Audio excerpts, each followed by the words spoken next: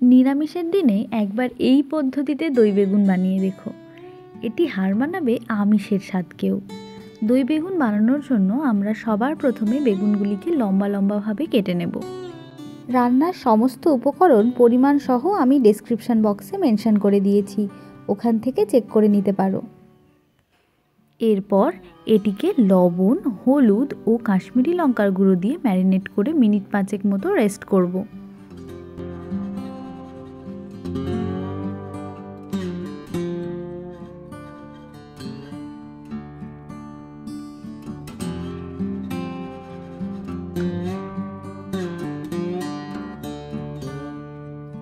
আর এই যে গুঁড়ো মশলাটা নিচে পড়ে গেল, এটা কিন্তু ফেলে দেবে না, এটা কাজে লাগবে।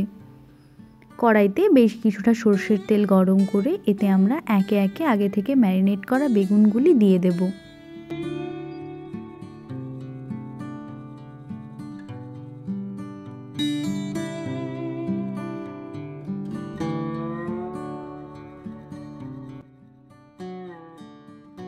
বেগুনগুলিকে উল্টে পাল্টে দুপাশই ভালোভাবে ভেজে নিতে হবে।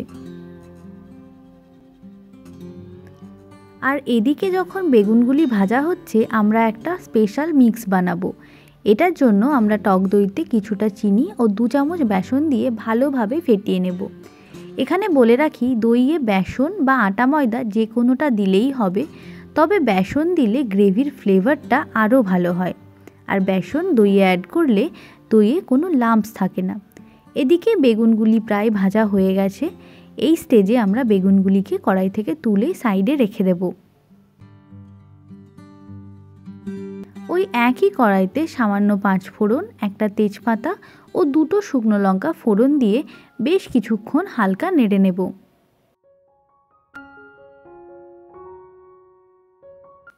এরপর অ্যাড করব আদা ও কাঁচা লঙ্কা বাটা। এই মশলাটিকে আমাদের ভালোভাবে কষতে হবে।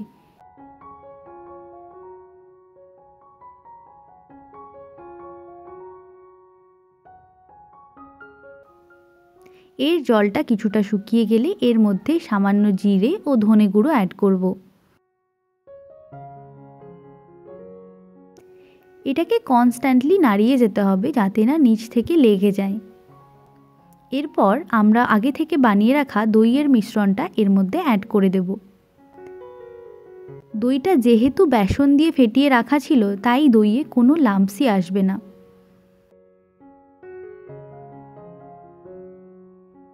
এটিকে ভালোভাবে আমাদের মিক্স করতে হবে যতক্ষণ না দইয়ের টক গন্ধটা চলে যায়। বেগুনের যে বেঁচে থাকা মশলাটা ছিল, ওটাকে আমরা এর মধ্যে অ্যাড করে দেব এই স্টেজে। এরপরে যদি সামান্য নুন আর হলুদের দরকার হয়, ওটা দিয়ে দেব।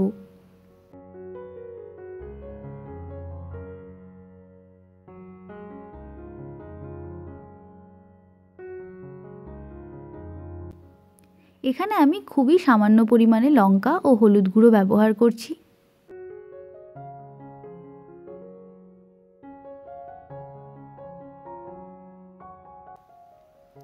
সবশেষে আমি দিয়ে দিলাম কিছুটা লবণ। এটি এই মুহূর্তে ভালো করে কষা হয়ে গেছে। আগের ওই দইয়ের বাটিটাতেই বেশ কিছুটা জল নিয়ে আমি এর মধ্যে মিশিয়ে দেব। তারপর এটিকে ভালোভাবে আমাদের মিক্স করে নিতে হবে।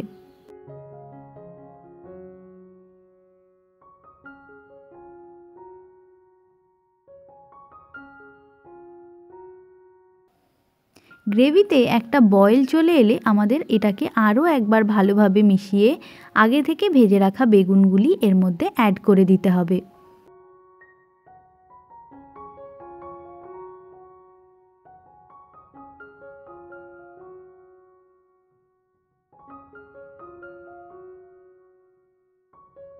বেগুন দেওয়ার পর কিন্তু খুব বেশি নাড়াচাড়া করা যাবে না।